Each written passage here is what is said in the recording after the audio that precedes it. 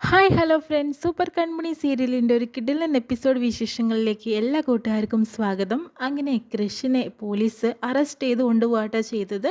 പോലീസിൻ്റെ മേലെ അതിക്രമം കാണിച്ച കൃഷിനെ പിന്നെ അവർ വെറുതെ വിടില്ല. അങ്ങനെ അറസ്റ്റ് ചെയ്ത് കൊണ്ടുപോകുമ്പോഴത്തേനും കൺമണി അങ്ങനെ വിഷമിച്ച് നിൽക്കുകട്ടോ ചെയ്യുന്നത്. കാരണം എല്ലാം നഷ്ടപ്പെട്ട ഒരു അവസ്ഥയിലാണ് ഇപ്പോൾ കൺമണി ഉള്ളത്.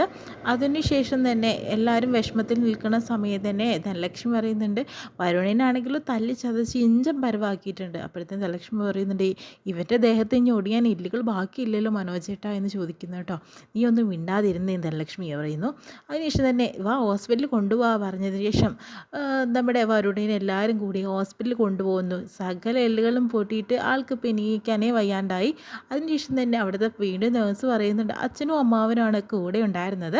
അതിനുശേഷം തന്നെ നേഴ്സ് പറയുന്നുണ്ട്, ഇയാൾക്ക് ഇത് തന്നെയാണോ പണി? വീട്ടിലൊരു ഹോസ്പിറ്റൽ ഉണ്ടാക്കുകയായിരിക്കും നല്ലത്. കാരണം എന്ന് വെച്ചിട്ടുണ്ടെങ്കിൽ എപ്പോൾ നോക്കിയാലും ഇങ്ങനെ ഓരോരോ അടിയും കുത്തുമായിട്ട് ഇങ്ങോട്ട് വന്നോളും എന്ന് പറയുന്നു കേട്ടോ.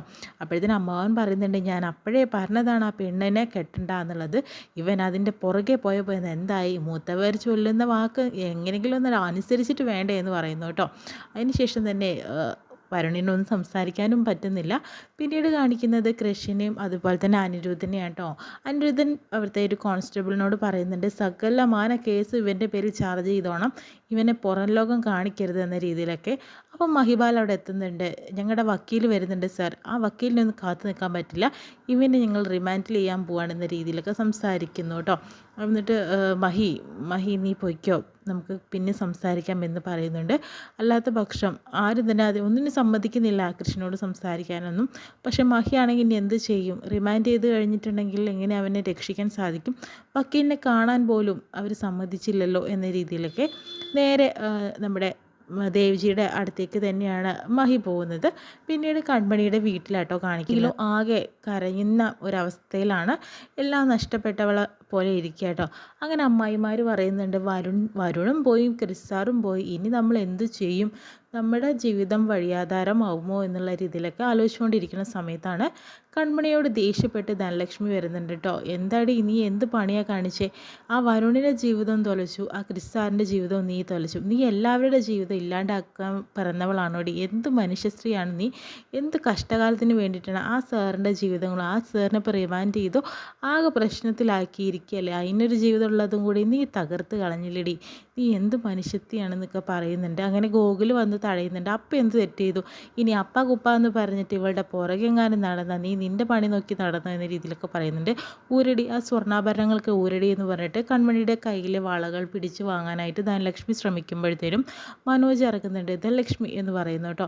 മനോജ് ചേട്ടൻ എങ്ങോട്ടാണ്? ഈ ബാഗൊക്കെ എടുത്തിട്ട് ഞാൻ പോവുകയാണ്, തമിഴ്നാട്ടിലോട്ട് പോവുകയാണെന്ന രീതിയിൽ. എന്താണ് ഇനി ഇവിടെ നിന്നിട്ട് കാര്യമില്ല, നാളെ ഞാൻ ദുബായിലേക്ക് പോകേണ്ട ഒരു ദിവസമാണ്, അത് ഇവൾ കാരണം മുടങ്ങി, എല്ലാം മുടങ്ങി, ഇനിയിപ്പോൾ പറഞ്ഞിട്ട് കാര്യമില്ല, ഞാൻ വല്ല ജോലിയോ അന്വേഷിച്ച് പോകാനായിട്ട് പോവാണ്, ഇനി ഞാൻ ഇവിടെ നിൽക്കില്ല എന്ന് പറയുന്നു കേട്ടോ. അപ്പോൾ ഗോകുൽ വന്ന് തടയുന്നുണ്ട്, അച്ഛ പോവണ്ട, പോണം മോനെ, ഇവിടെ നിന്നാൽ ഇനി ശരിയാവില്ല, അത് എല്ലാത്തിനും കാരണം നിൻ്റെ ഈ അപ്പയാണെന്ന് പറയുന്നു കേട്ടോ. അപ്പോഴത്തേനും ധനലക്ഷ്മി പറയുന്നുണ്ട്, മനോജേട്ടൻ എന്നെ വിട്ട് പോകണ്ട എന്ന് പറയുന്നുണ്ട്. പോയേ പറ്റുള്ളൂ ധനലക്ഷ്മി എന്ന് പറയുന്നു. അങ്ങനെ കൺമണി ഏട്ടൻ പോകണ്ട എന്ന് പറയുന്നു. വിടടി, ഇനി നിന്നെ എനിക്ക് കാണുന്നെ വേണ്ട, ഞാൻ എൻ്റെ പണി നോക്കി പോവാണെന്ന് പറയുന്നു. അപ്പോൾ അമ്മായിമാരവിടെ സംസാരിക്കുന്നുണ്ട്, മനോജും പോവുകയാണോ? ഇനിക്ക് ആരൊക്കെ പോവും ഇവിടുന്ന് എന്ന രീതിയിലൊക്കെ. അങ്ങനെ മനോജ് പോകുമ്പോഴത്തേന് വീണ്ടും കുറ്റപ്പെടുത്തലാണ് കേട്ടോ ധനലക്ഷ്മി നമ്മുടെ കൺമണിയെ. നീ കാരണം കണ്ടില്ലേ, മറ്റുള്ളവരുടെ ജീവിതം കൂടി തകർത്തില്ലേടി, എൻ്റെ ജീവിതം നീ തകർത്തില്ലേ, എൻ്റെ ഭർത്താവ് പോണത് നീ കണ്ടില്ലേ, എല്ലാം കൊണ്ടും നിനക്ക് സമാധാനം സന്തോഷമായില്ലേ? ഞങ്ങളുടെ ഇവൻ്റെ അച്ഛൻ ഇവിടുന്ന് പോയി കഴിഞ്ഞാൽ നിനക്ക് എന്ത് സന്തോഷമാണ് കിട്ടുന്നത് എന്നൊക്കെ പറഞ്ഞ് ദേഷ്യത്തോടു കൂടി മനോജേട്ടൻ്റെ പിന്നാലെ ലക്ഷ്മിയും പോവാട്ടോ. അതിനുശേഷം തന്നെ കൺമണി ആകെ വിഷമത്തിലായി. അച്ഛനാണെങ്കിൽ ഒന്നും പറയാൻ പറ്റാണ്ടായി. അങ്ങനെ അച്ഛനും മകളും കൂടി സങ്കടത്തോടു കൂടി നിൽക്കാട്ടോ ചെയ്യുന്നത്. പിന്നെ നമ്മുടെ ദേവ്ജിയും നമ്മുടെ മഹിയാണ് കാണിക്കുന്നത്. മഹി വന്നിട്ട് ദേവ്ജിയോട് പറയുന്നുണ്ട്, സർ ആകെ കുഴപ്പമായി, നമ്മുടെ കൃഷ്ണനെ റിമാൻഡ് ചെയ്തു എന്ന് പറയുന്നുണ്ട്. നമ്മുടെ വക്കീലിനെ കാണാൻ പോലും അവർ സമ്മതിച്ചില്ല സർ എന്ന് പറയുന്നു. ആ അനിരുദ്ധനാണ് ഇതിൻ്റെ എല്ലാത്തിനും പുറകിൽ, അവനോട് പോകാൻ പറ മഹി, കാരണം ഇതിനേക്കാൾ വലിയ പോലീസുകാരെ കണ്ടിട്ടുള്ള ഒരാളാണ് ഞാൻ. പിന്നെ നല്ലൊരു വക്കീലിനെ നമുക്ക് നിയമിക്കണം, എന്തായാലും കൃഷ്ണനെ ജാമ്യത്തിലടക്കാൻ. പിന്നെ ഒരു കാര്യം മഹി പ്രത്യേകം ശ്രദ്ധിക്കണം, നമ്മുടെ സുജാതയും അതുപോലെ സാഗറും ഈ വിവരം അറിയാനായി പാടില്ല, കൃഷിൻ്റെ കാര്യങ്ങൾ.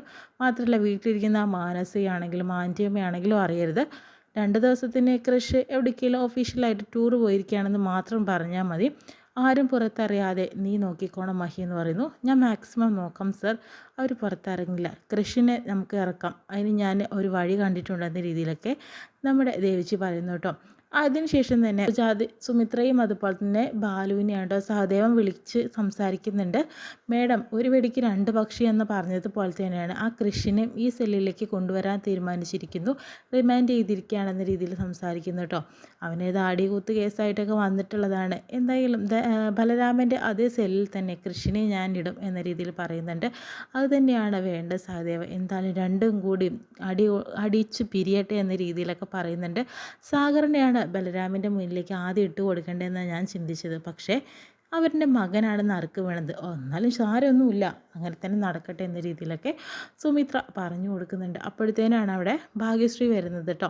ഭാഗ്യശ്രീ വന്നിട്ട് അമ്മയോട് പറയുന്നുണ്ട്, അമ്മയെ ഞാൻ നമ്മുടെ ഏട്ടനെ ജാമ്യത്തിലെടുക്കാനായിട്ട് പോകുന്നതെന്ന് പറയുന്നു. നീ എന്താടി ഇപ്പം ഇങ്ങനെയൊക്കെ പറയുന്നത്?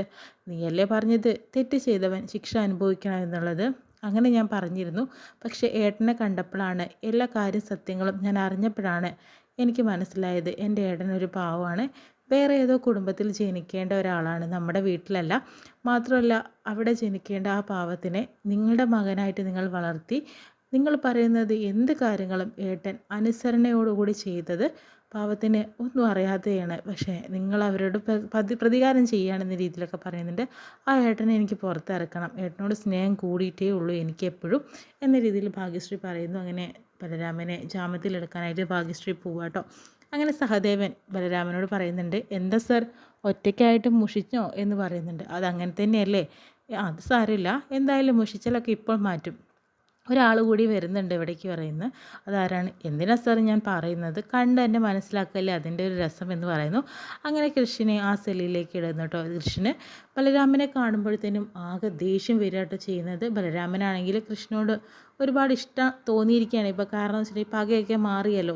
അങ്ങനെ ബലരാമൻ, നീ എന്തിനാണ് എടാ ഇവിടെ വന്ന് കിടക്കുന്നതെന്ന് എനിക്ക് നല്ലപോലെ അറിയാം. പക്ഷെ ഞാനിവിടെ വന്നിട്ടുള്ളത് ഒരു പെണ്ണിനെ രക്ഷിക്കാൻ വേണ്ടിയിട്ടാണ് ഞാൻ സ്നേഹിക്കുന്നത്. പക്ഷെ നീ എല്ലാവരെയും കൊന്നിട്ടും അടിച്ചിട്ടും പിരിഞ്ഞിട്ടും ഒക്കെ തന്നെയല്ലേ ഇവിടെ വന്ന് നിൽക്കുന്നത്. നിന്നെ ഒരിക്കലും ഞാൻ വെറുതെ വിടില്ല എന്നൊക്കെ പറഞ്ഞിട്ട് ബലരാമൻ്റെ കഴുത്തിൽ കയറി പിടിക്കുന്നുണ്ട് കേട്ടോ. അങ്ങനെ രണ്ടുപേരും പരസ്പരം ദേഷ്യപ്പെടുന്നുണ്ട്. പക്ഷേ ബലരാമനാണെങ്കിൽ ഒരു കണക്കിന് ഒതുങ്ങി നിൽക്കുകയാണ്. പക്ഷേ കൃഷ്ണനാണെങ്കിലോ ബലരാമനോട് ഉള്ള ദേഷ്യം മൊത്തം തീർക്കുക. അങ്ങനെ ഒരു കോൺസ്റ്റബിൾ വന്ന്, എന്താടാ നീ രണ്ടുപേരും കൂടി തല്ലിച്ചാവോ എന്ന് പറഞ്ഞ് പിടിച്ച് മാറ്റുന്നു കേട്ടോ. പക്ഷേ രണ്ടുപേർക്കും പകയുണ്ട്. അതിനുശേഷം തന്നെ വീണ്ടും നമ്മുടെ ദേവ്ജിയാണ് കാണിക്കുന്നത് കേട്ടോ. കൺമണി ദേവ്ജിയെ വിളിച്ച് പറയുന്നുണ്ട്, സർ എന്തായി കാര്യം എന്ന് ചോദിക്കുന്നുണ്ട്. സാറിൻ്റെ കാര്യം എന്തായി എന്ന് ചോദിക്കുന്നു. കൺമണി വിഷമിക്കരുത്, കൃഷിനെ റിമാൻഡ് ചെയ്ത് കഴിഞ്ഞിരിക്കുന്നു എന്ന് പറയുന്നു. കൺമണി ഒട്ടും വിഷമിക്കേണ്ട കാര്യമില്ല, നമ്മളിത് ആരോടും പറയുന്നില്ല, സാഗറിനോടും സുജുവിനോടൊക്കെ. കൺമണി തകർന്നു പോരുത്, നിനക്ക് വേണ്ടിയിട്ടാണ് ആ പാവം ഇതെല്ലാം തന്നെ സഹിക്കുന്നത്. പിന്നെ കൺമണി അവിടെ എന്തൊക്കെയാണ് നടന്നത് എന്ന് ചോദിക്കുന്നുണ്ട്. അങ്ങനെ ഇവിടുത്തെ നടന്ന കാര്യങ്ങളൊക്കെ വിശദീകരിച്ച് തന്നെ കൺമണി പറഞ്ഞു കൊടുക്കുന്നുണ്ട്. അതെയോ, അങ്ങനെയാണല്ലേ കാര്യങ്ങളുടെ കിടപ്പുവശം. എന്തായാലും നല്ലൊരു വക്കീലിനെ ഞാൻ ഏർപ്പാടാക്കുന്നുണ്ട്. എന്തായാലും കൃഷ്ണന് പെട്ടെന്ന് തന്നെ ജാമ്യം കിട്ടും, കൺമണിയും കൃഷി ഒരുമിച്ച് തന്നെ ജീവിക്കുന്നത് എനിക്ക് കാണണം എന്ന രീതിയിലൊക്കെ ദേവിച്ചി കൺമണിയോട് വാക്ക് പറയുന്നു കേട്ടോ. പിന്നീട് നമ്മുടെ ധനലക്ഷ്മിയെ കാണിക്കുന്നത്, എന്താടി നീ ആർക്കാണടെ കാര്യങ്ങളൊക്കെ ചോർത്തി കൊടുക്കുന്നതെന്ന രീതിയിലൊക്കെ സംസാരിക്കുന്നുണ്ട്.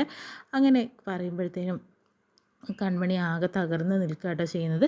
ഇത്രയും കാണിച്ചുകൊണ്ടാണ് എപ്പിസോഡ് വിശേഷം കഴിയുന്നത്. നല്ലൊരു പ്രമോ ആയിട്ട് നമുക്ക്